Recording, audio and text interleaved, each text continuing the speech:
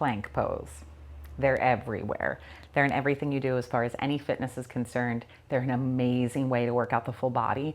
They're an excellent way to work out your abs, especially when you're pregnant. So it's the way we'll be working out our abs a lot since we can't do that back down ab work. Phenomenal for your arms. It really builds your arm strength, really helps you kind of figure out alignment, and you have to use your legs. You have to use everything with planks, which is why they're so hard.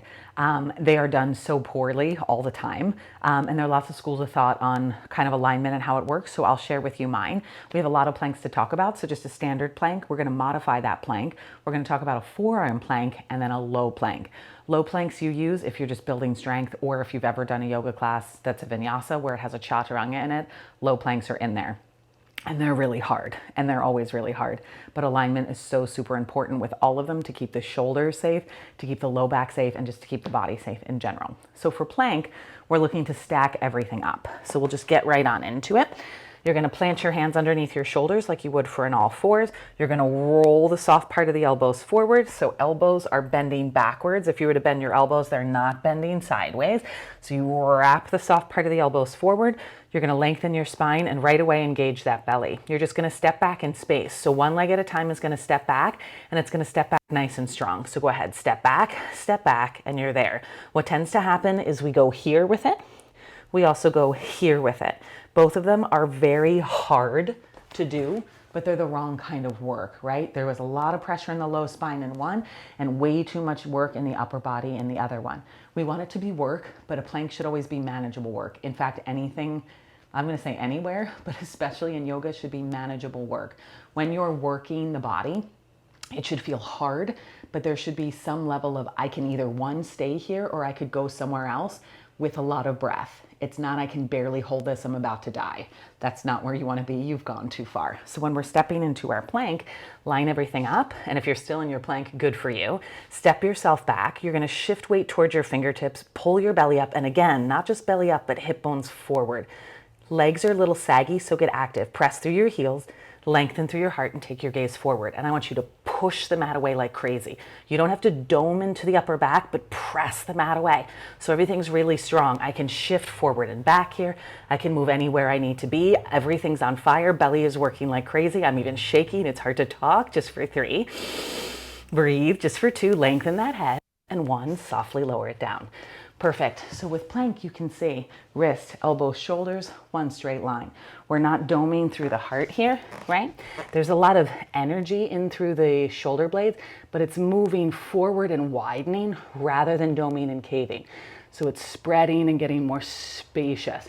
Belly is on. Belly button is driving up. Hip bones are pulling towards your rib cage as always. I'm out of breath. Like we always talk about, hip bones up to ribs. So we're still containing this area and keeping it really long, spacious, and strong. You want to think about the pubic bone, that triangle bone right below your belly button, driving up as if it could touch your chin. So it's trying to pull up and your chin's trying to lengthen forward. So the whole spine's staying long.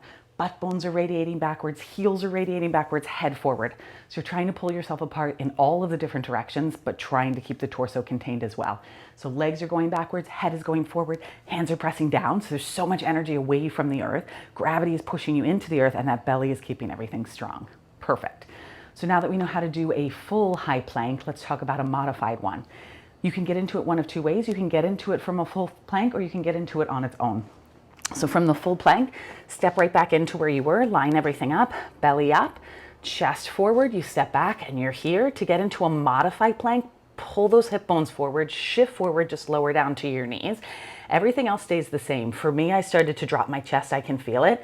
So now your diagonal is a bit longer and higher. I like toes on the ground. Maybe you like feet on the ground, or maybe you like nothing on the ground. That's all up to you. This is still a tremendous amount of work. My elbows haven't buckled. If I'm bending, elbows are still going back, chest is still wide. Everything is still just as contained as it was when I was on high plank, right? Exactly the same shape. That is where you need to be for a modified plank. Often we get into a modified plank and we think, well, this is easier. It shouldn't be really any easier. It's giving your legs a little break and taking half of your body weight out of the equation, but it's still a ton of work for the arms. Perfect. Breathe. So that modified plank is a great place that I am going to show you how to do low planks. from there, but you can also do them from a full plank. So if you want to get into your full plank and talk about low planks from there, or rather do them from there, go for it. Pregnant me is going to do it from a low plank standpoint. So now I'll show you how to get into a modified plank rather. So you're going to start in all fours for your modified plank. All fours means knees will be right underneath those hip bones, but instead of them staying here for that modified plank, you're just going to walk them back. So you're in a really, here, let me get more onto the mat. There you go. You're going to walk those knees back. So you're in kind of a really wide all fours. It almost feels unmanageable. Then you're going to draw the hip bones up, take the heart forward and lengthen. So you're right away in that plank shape. It should feel pretty good. For a low plank, I'm going to widen my chest, bend my elbows and start to lower myself down. And there's about as far as I go. Notice my shoulders aren't tilting down, right? Notice I'm not doing any shapes like that. Wow, all of that is really, really, really hard on the shoulders. You're taking your exact perfect diagonal line, everything staying in one piece, and you're lowering it towards the earth and you're bringing it back up. You're lowering it towards the earth and you're bringing it back up. If you're in a full plank, the same thing's happening. You do have to shift forward to lower and bring it back up, but nothing weird happens in the body. So I'll show you our modified plank again into our low plank, but notice very, very, very common. I can't stay there too long because it's actually much harder than doing the real thing, is we do this. Right? And we think we're getting a really good arm workout. You're not, right? You're getting something, but that's not what we want. And what's going on with all of this? All of this is let go. You've forgotten about the abdomen. Remember, this is ab work as well, right? Or we also get really overactive and we go way low and way back up, way low and way back up. So what happens with that, I'll show you from the front and do just the modified version. When you're going that low, do you see how everything's out of alignment? Shoulders are so far below elbows. That's way too much weight on the shoulder joints, way too much weight. It's exhausting. You don't want that. You want the whole arm to work. We want all of these muscles helping us, and especially the big muscles in the back. We need them. They're bigger than the arm muscles, so you need to turn them on. So how low do you go in a low plank? You go as low as you can manage and breathe comfortably. And I'm talking once you're down there, I want you to be able to get longer and take 3 slow, deep breaths. If you can't take 3 slow, deep breaths from where you are too low and you need to come back up. It does not matter how low you go. It is hard no matter what. You could go a ½ an inch. No joke. You can go this far and it be really hard as long as you're not letting everything go. You can go down to where you get that perfect 90-degree angle. And that works. We're all built differently. Our joints are built differently. We're all at different levels of strength and mobility. So it's not just I'm not strong enough. It might be the way you're built and it might be the mobility in your body right now. So you can always work towards it, but please keep yourself safe. If you're feeling a pull in the shoulder joint, something is not right. If you're feeling a ton of pressure in the wrist, you got to move more towards those fingertips. That's also not right either. Let's try it one more time in our modified plank. Set yourself up. Widen the chest, belly strong, drag the hip bones, lift the heart. We'll go down 4 times this time. Take a big breath in.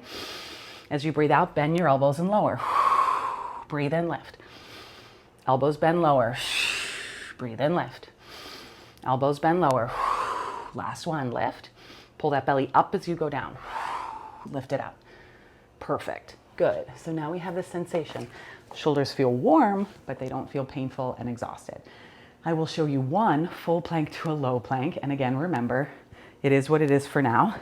It's baby gets in the way. Full plank to low plank, if you practice it while you're pregnant and it feels good to you, do it. If it doesn't make you feel strong and safe, please don't do it. Put your knees on the ground or just avoid them altogether. Anything that's putting the baby closer to the ground and relying on your personal strength to keep it there, I would be careful with. If it's something you do all the time and it makes you feel good and strong and safe, do it. If taking your full body weight and putting it closer to the ground and just relying on you to get yourself back up and you don't think that feels manageable, why do it? It don't matter that much, so don't do it. If you are doing a low plank from a high plank situation, you must shift the body forward. So step into your high plank. If you're trying it with me, push back through the heels, get radiant. You're going to shift forward first, bend your elbows backwards and lower down. That's a low plank. You need to be able to pick yourself right back up. Again, shift lower, back up. One more, shift lower, back up. Good. That is it. Whew. For me, those became a million times harder with baby weight. I have extra weight on my body. I'm going to continue to get extra weight on my body. It's a lot on the joints. I don't do them. I do them modified. Perfect. I will show you a forearm plank, and again, you can modify a forearm plank, and then we'll be done with it. Forearm plank, 2 choices. Number 11 or V. Tight shoulders, V works wonderfully for me. So you're gonna press the palms towards each other and squeeze the elbows in so they're shoulder width. If the number 11 feels better in your nice open shoulders and you can keep your chest wide, not domed, that's what you're gonna go for. So play around and see. Elbows go right underneath the shoulders where your hands would normally go. Plant them down. You're gonna push into your forearms, whichever choice you have made. Press down, step your legs right back in space, and now you need to pull your heart forward, drag your hip bones forward, and widen your chest. If you need a low plank variation, you're gonna put your knees on the ground, but notice the dome in my spine, you're gonna move your heart forward and drag those hip bones up. So again, active through the heels or active through the knees. Breathe in, press that heart forward, breathe out. Drag those hip bones up. Last one, breath in. Good, knees come down, breath out. Play around with it. If you wanna do a couple more and try everything out, do it. All the cues are exactly the same as they are in any anatomy.